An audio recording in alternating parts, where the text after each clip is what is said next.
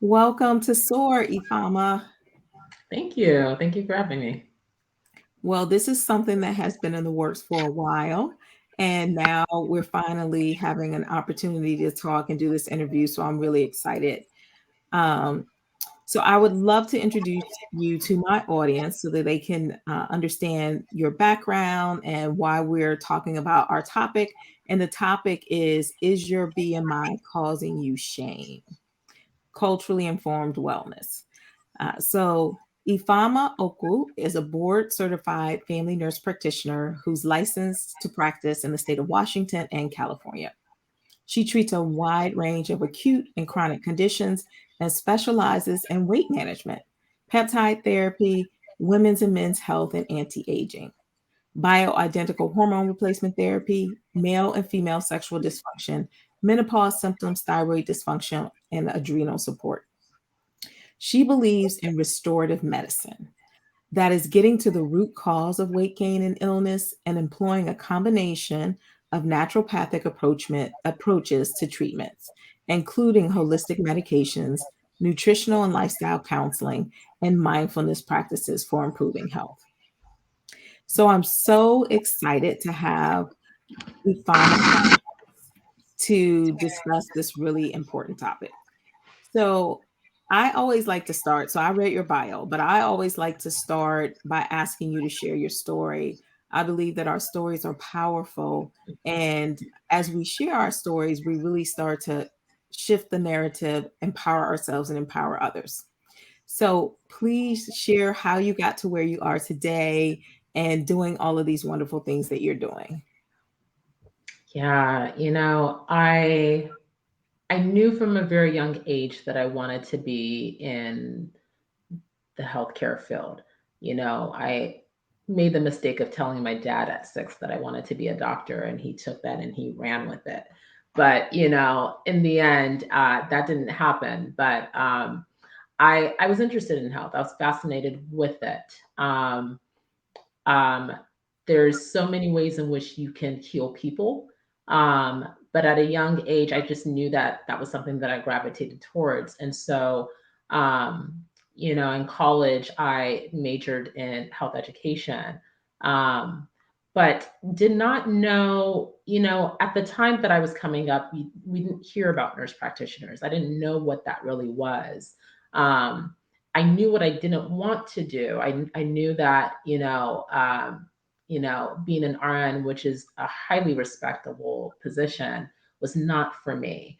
But my family was kind of pushing me towards that direction. And so I think things happen in your life to open your eyes to possibilities. And I feel like for me, I had an opportunity to intern at one of the top medical schools in the country, and that opened my eyes to the all the different ways in which professionals could help people. One of those things that I realized was, a nurse practitioner and what they did, and I said, "Wow, like that's what I want to do." It's very similar to what a doctor can do. However, it is from a nursing philosophy, which I do gravitate towards, and so. Um, that's what introduced me to the field of a nurse practitioner. Um, what ultimately led me to start my own practice was seeing. So with primary care, it's you're putting a lot of fires out, and I think after a while it could really lead to burnout. And I was seeing a need for an alternative way of providing care, a way that didn't necessarily fit into this cookie cutter sort of box, but allowed for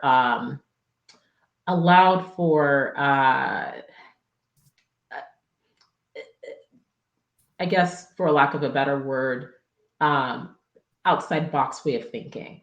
You know, um, that that need to sort of provide an alternative means of care in a way that I think honors people's beliefs, wants, and interests was something that really gravitated towards me. I know what it feels like to be a patient. I know what it feels like to not be seen and heard, and I wanted the people that I work with to know that I see and I hear that them, and I can provide a different way of care that is not as limiting than some of these institutions in which we sometimes are needing to work in. And so that planted the seed for me working in primary care, and that's what led me to open embodied wellness and provide holistic centered uh, health and wellness type of care.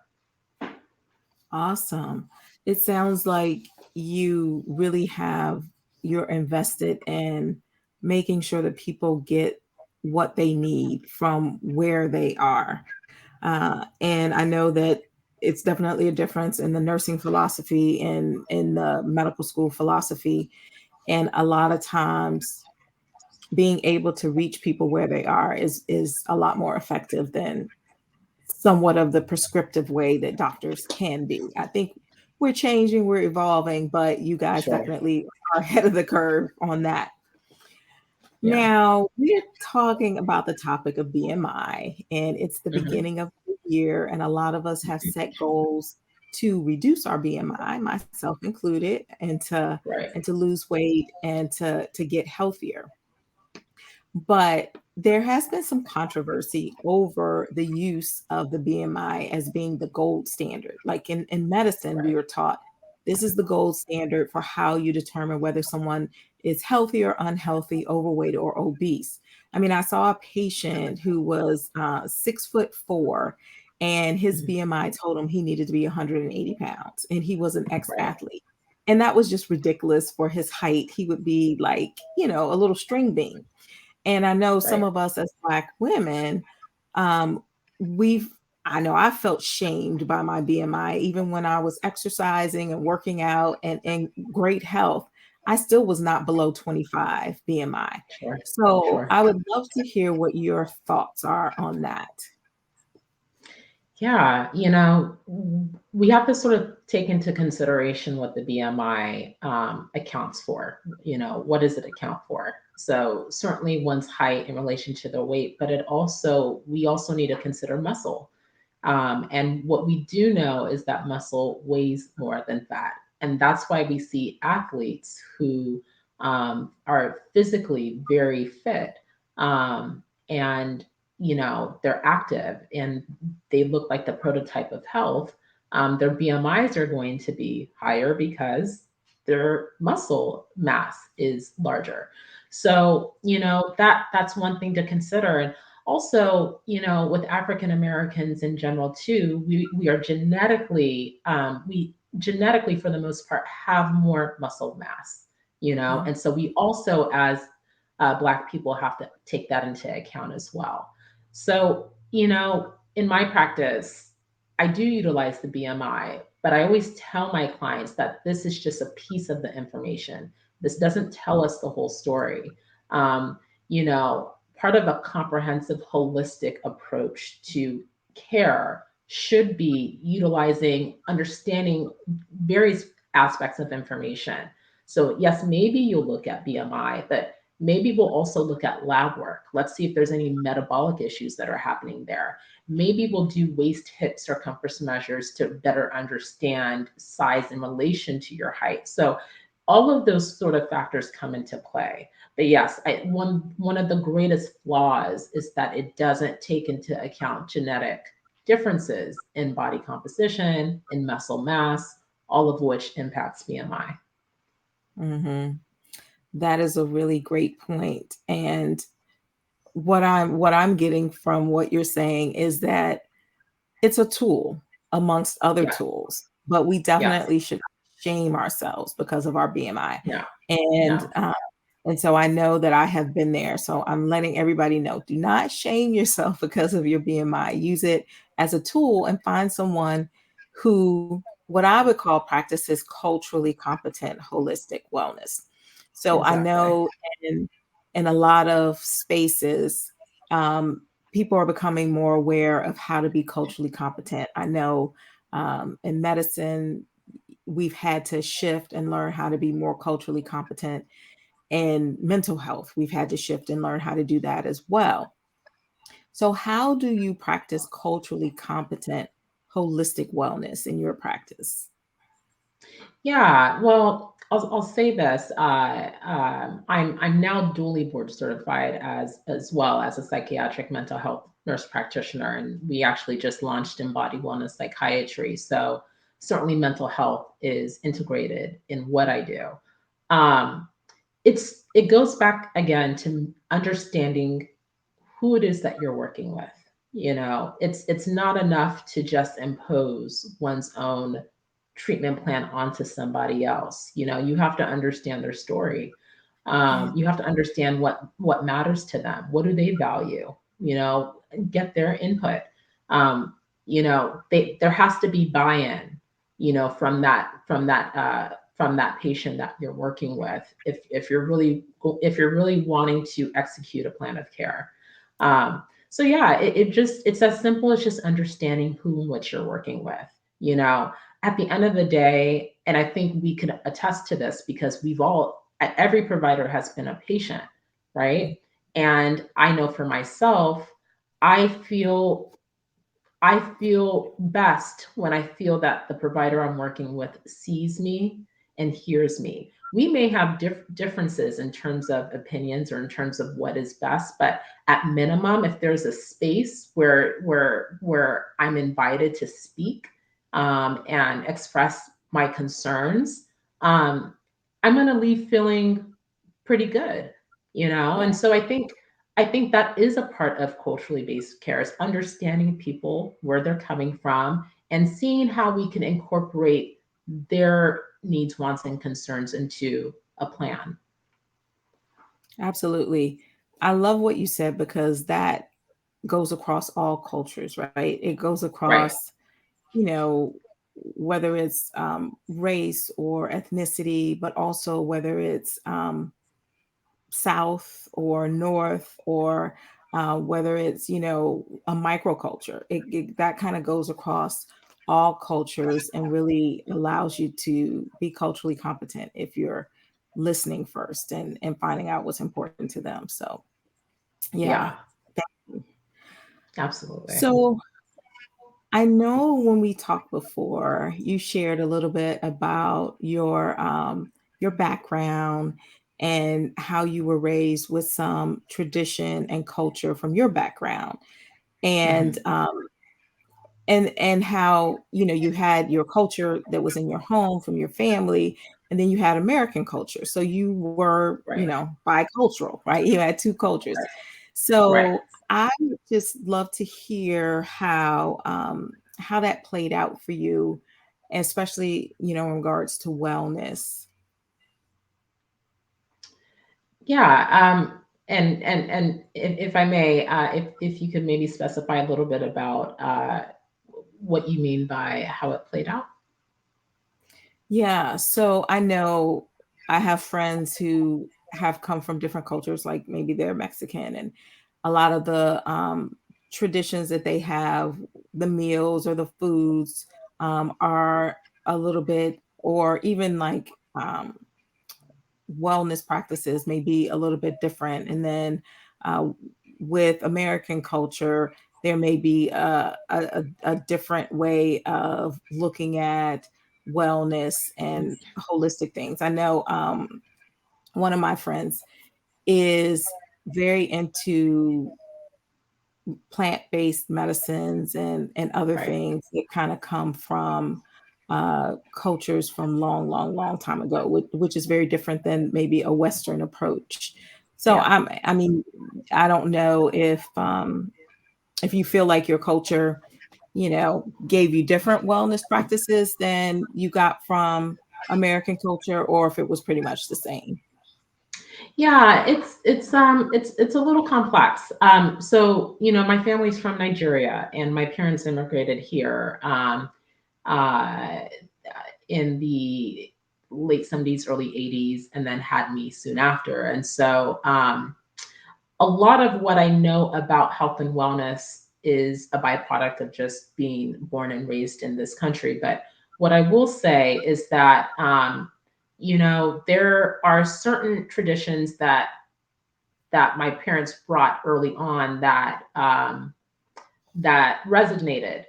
For example, there is when one is hurt, there is this ointment that it looks like shea butter, and I don't know, I never knew what it actually was, but essentially it comes from a plant and they grind it and they, so it has this shea butter consistency and you put it on yourself when you're hurt, right? So I have fond memories of, sorry, the lighting's a little off here. I have fond memories of my mom rubbing that on me, right? When I was hurt. Um, you know, when I went back to Nigeria, the ways in which they eat food from the ground, right? Right. Yams, veggies, things of that nature. It's a very clean, very intentional way of eating, you Mhm. know. Um, and what has been fascinating to observe over time is um, is the westernization of what's happening in places like parts of Nigeria. So there's more like fast food style, um, Mhm. restaurants and things of that nature, and the increase in metabolic issues that we're now seeing in places like Nigeria Mhm. and other countries around the world where there's this westernized sort of approach to agriculture and eating. Um, and same with those who immigrate, right? So certainly I have family members who now have diabetes and high blood pressure when that was not even a thing that they were experiencing. So there certainly is something to be said for, um, you know, there's something to be said for the foods in which we eat, how foods, and I'm a true believer of this, that foods really do act as medicine. And when we deviate from what our body naturally sort of needs and responds to, then we deal with these kinds of issues. I know there Right. have been studies to even look at that sort of that change that happens from indigenous people eating indigenous foods and then you know immigrating to a Western type of, culture, way of life eating, and then there's a shift there that happens with their health. So, so yeah, I don't know if I answered your question there, but I certainly wanted to tap into what it is that I've observed, and then just the changes in health in general. Absolutely. I think that, when you look at studies, the rate of heart disease in this country is so much higher than in a lot of other countries. And the the westernized kind of way of eating is definitely not closely aligned with most people's health and wellness goals. I know Right. people who have even traveled to Europe and they say that, they'll go to Spain or France and be eating the bread and eating different things, and they come back having lost weight versus being Exactly. here. And, if they tried to eat the same things, they would gain weight. So, you talked about farming and the different Yeah. ways that food is prepared that makes it very I don't know, it just makes our food not conducive to our goal of being healthy and well.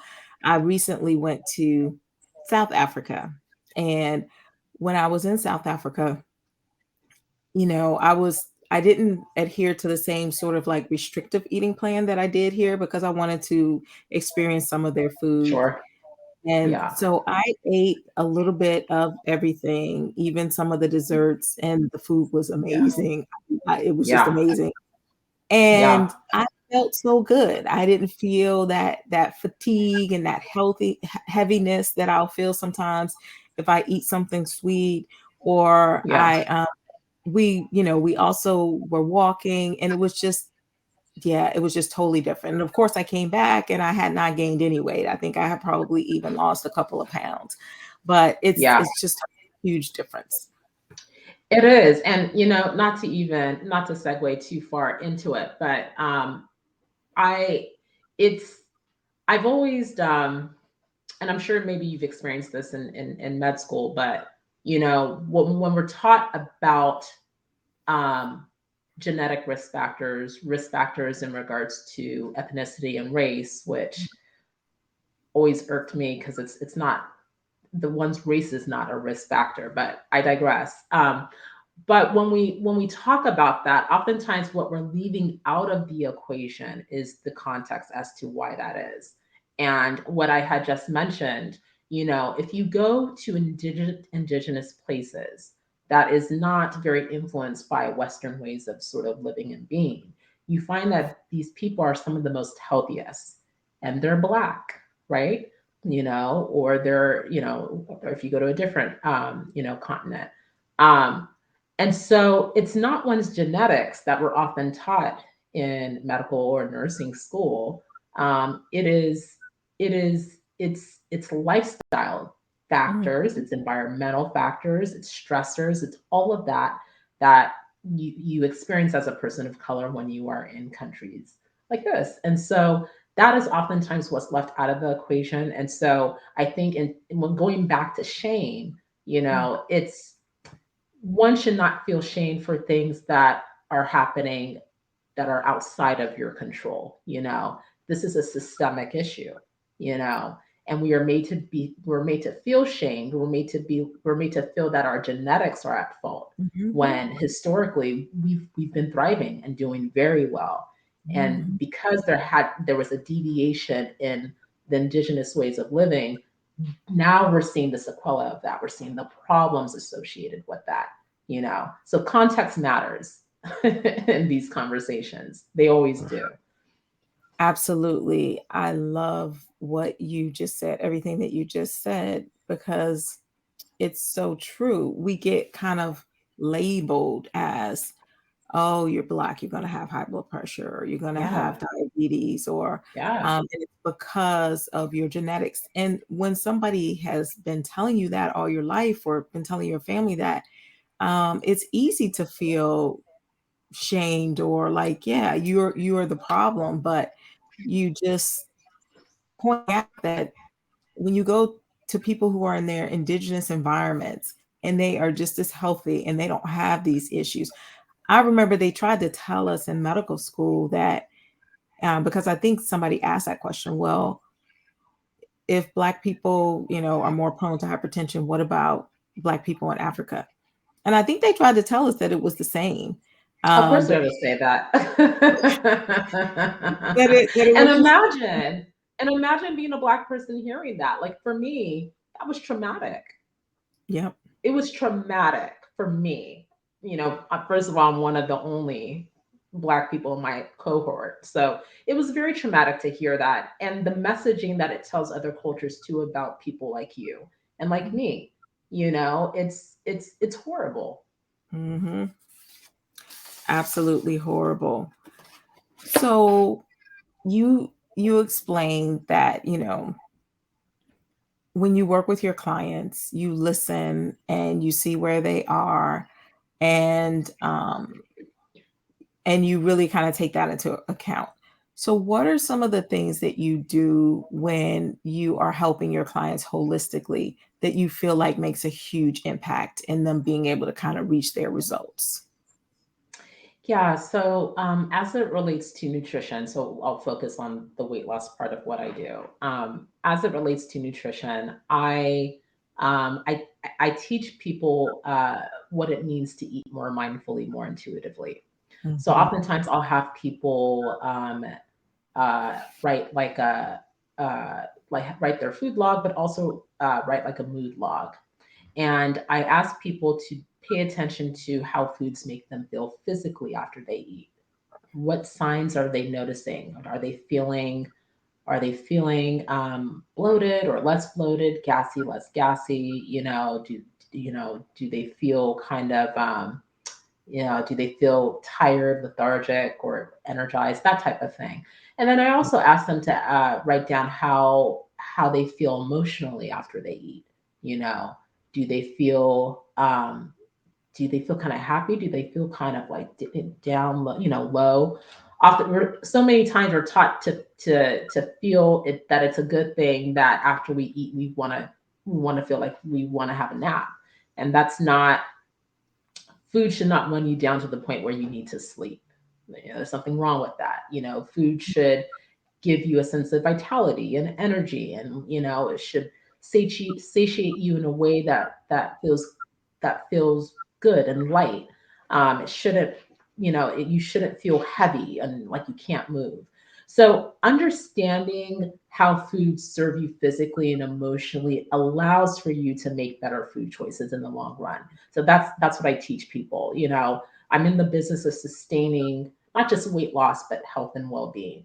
And Mhm, the only way we can sustain good habits is to understand the roles in which foods have in our lives, physically, emotionally, etc. mhm. Yeah, that makes sense. And it's interesting because I think a lot of times we notice that foods make us feel a certain way, Yeah. but then we forget and eat the same food again. I don't know. Yeah. Um, I don't know. I think it has something to do with the addictive nature of certain foods. Yeah. Um, but it makes a huge difference when for me when I eat foods that make me feel vital and energized and light, Yeah. Yeah. versus foods that really kind of like wear me down. But I love having that awareness because when you take things from just kind of, oh yeah, I noticed that before and I forgot, to actually keeping a journal and writing it down, and you can see the correlations from Exactly. food and what you ate. It's just very powerful, and I think It it's a is. big motivator for change. It can be, and it's not something you have to do every single day, right? But at least initially, while you're making this change, that kind of information can be very helpful. And we're human. We're gonna go on vacation or to a party, and we're gonna want to have that slice of cake. And it's not to say that you cannot, right? But the more attuned you are to how foods make you feel, then over time, it's not that you may not have that cake, but you may have less of that, right? Or you may. So it, it, it information is power, as we know, and with that type of information, it does allow for you to make shifts in your behaviors. And that's really the point. Living without awareness is not what we want to do. That could cause harm to us. But if we have an awareness, then we could at least make a more informed decision. Absolutely. And the other thing that I like about that is that I think that the way food affects us changes as we age. I know I used to be able to eat foods and not have certain ill effects from them. And now I try to eat that same food and it just does not agree with me. So I think it helps us to stay in tune with our bodies and how our bodies have changed over time as well. Yeah, yeah, definitely, Yeah. definitely. So I know that you do a lot of different things, right? You do bioidentical hormones, you do sexual health, you do diet. So you do a lot of different things. Tell me a little bit more about how your practice works and all of the different things that you do. So let's start there. Yeah, yeah. And I apologize. I'm moving because the light. If it's too distracting, let me know and I will move it. Um, yeah, so embodied wellness, we're mainly known for holistic weight loss. And so we provide holistic weight loss, meaning weight loss that understands the whole person, what they bring to the table. And we essentially try to uncover underlying factors that impacts people's abilities to lose weight. And then we support them. So with nutrition, we will oftentimes focus on anti-inflammatory foods because we know those foods are going to drive down inflammation. It's going to improve gut health, and we know that those are underlying factors. Um, we also, so in addition to our weight management services, the wellness services we offer are bioidentical hormone replacement therapy, and that's for all genders. We do treat sexual dysfunction as well. Oftentimes, we'll pair that with another service line that we offer. We treat thyroid, so we optimize thyroid for those who have an underactive thyroid. And then we just launched, as I mentioned, the embodied wellness psychiatry. So providing psychiatric mental health services, including medication management and psychotherapy. That is awesome and so needed. I have people all the time asking me where they can go for psychiatric services. There's, Yeah. such a shortage. So that's amazing that you branched out. And as you're describing your business, like it it it sounds amazing. So you tell me a little bit about the structure of your business. Like, did you build it from the ground up? How many partners or employees do you have? Are Yeah. I mean, this sounds amazing. I just have to know. I appreciate that. No, I appreciate that. I did build it from the ground up. And I full disclosure, I never thought it's I don't want to say never, but I didn't think I could be able to run my own business. I didn't see it in my immediate family. It scared me, to be honest, but I got to the point where I had the confidence in my ability to do it. And I'm really glad that I took that chance on myself. Um, so yeah, we started in 2021, and it has grown, which I'm very grateful for. And so it's entirely done remotely. So we're a telemedicine practice. Mhm. It is myself. I have two other nurse practitioners that work with me. I have a medical assistant, and then I work with two life coaches. So we incorporate life coaches for the weight loss and wellness aspects of our practice for those who are, because life affects health in general. It's really important that people are working with someone that can help get their life in order so that they could really target their goals. So that's that comprehensive approach that I aim to sort of provide for my clients. I love it. Congratulations, Thank congratulations. you. Thank you. Um, that truly is amazing, and I love how comprehensive it is. And of course, I love that you have life coaches. Yes. Yes. um, that's awesome. So one of the things that I always ask on my podcast is, because SOAR is Sisters Overcoming and Rising. And one of the things that I feel like we have to overcome is limiting beliefs, right? And I think Yes. you alluded to it a little bit, but I would love to know what were some of the limiting beliefs you had to overcome in order to start this amazing business, and how Yeah. did you overcome them? Yeah, that's a good question. I because I did not see it in my immediate family. I have extended family members who are entrepreneurs, but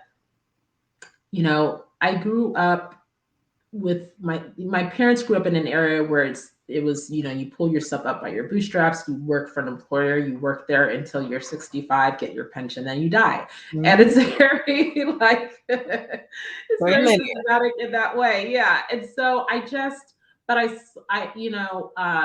unfortunately it didn't necessarily pan out that way. When your livelihood is put on the hands of other people, Mhm. um it could be the slightest infraction and you're no longer working. And so I the, the fears that I had to overcome was that am I smart enough to do this? In my mind, I just thought that entrepreneurs had a different type of intellect that I just did not have. I didn't even know where to start. Where's point A, and then from there, how do I get to point B? And then so the whole thing overwhelmed me. I just thought, okay, maybe it's not for me. But even though I desire it, maybe it's just not for me. And so that was the biggest thing I had to overcome was, am I smart enough? Am I capable enough? Can I manage this? What if something bad happens? Mhm.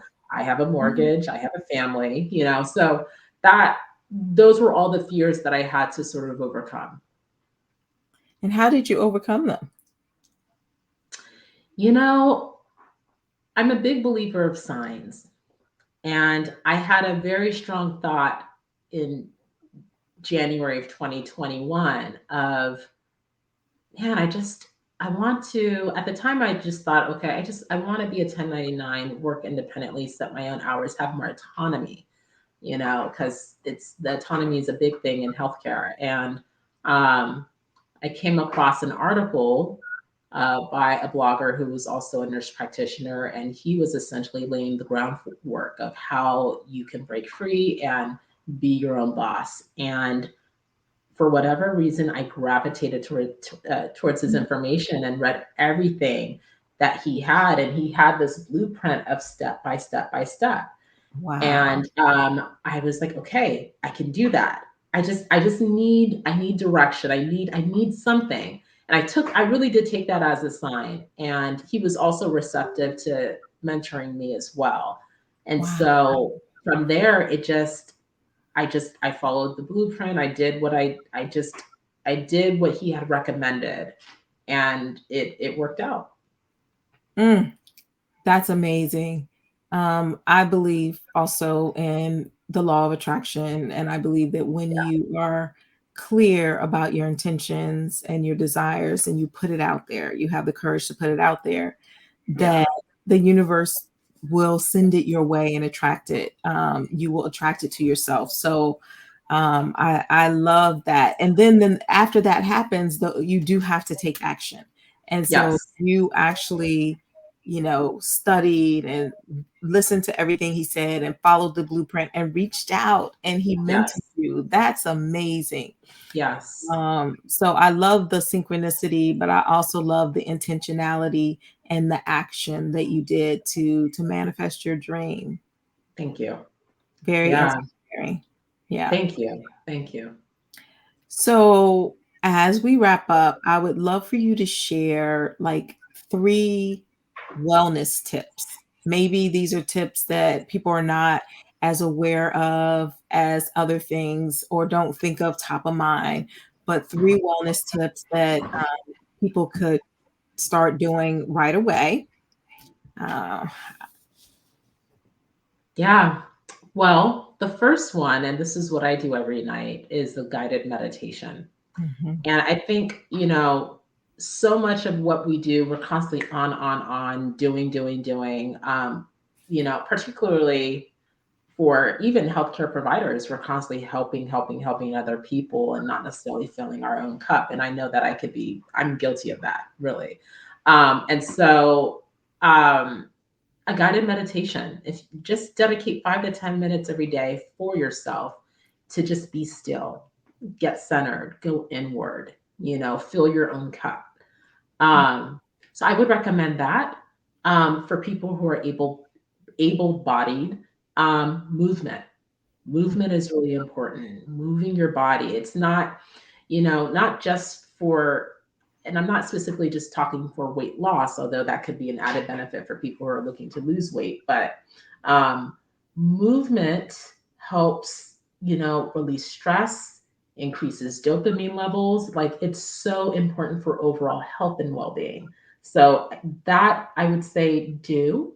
And then, like we talked about earlier, I mean, food is medicine. And even if you start small, have a smart goal, a goal that is specific, measurable, attainable, relevant, time based. Be gentle. Maybe just for the next 7 days, you're just going to focus on eating a nutritious breakfast, and you're going to eat that breakfast slowly. You're going to stay mindful of how that food made you feel. Did it fill you up? Did you feel nourished? And then just go from there. So, taking those kind of steps, I think anyone would be on their way towards their wellness goal. Love those. Absolutely love those. Thank you so much for sharing your time and your expertise. I would love for you to share, like, whether it's your website or your social media handles, how people can follow you or get in touch with you if they want to use your services. Yes. So my website is www.theembodiedwellness. So THE embodied EM, B as in boy, ODIED wellness.com. Um, and if you go on our website, you'll be able to find us on Facebook and Instagram. I believe our Instagram is holistic underscore embodied underscore wellness. Um, and then certainly, if you want to send us an email, you can email us as well. That's contact@theembodiedwellness.com. Okay. So Yeah. Mm. Yeah, the website is theembodiedwellness.com. Oh, okay. I thought you said the No worries. okay. Let's see, get it up there. All right. So www.theembodiedwellness.com. Correct. All right. Well, thank you so much. You were gracious enough to share during your vacation. So now I get to give you your time back so you can go and enjoy your vacation and fill your cup because you are pouring out to so many different people. Thank you. But thank you so much and Yes, thank enjoy. you for having me. You're welcome. Bye bye. Bye.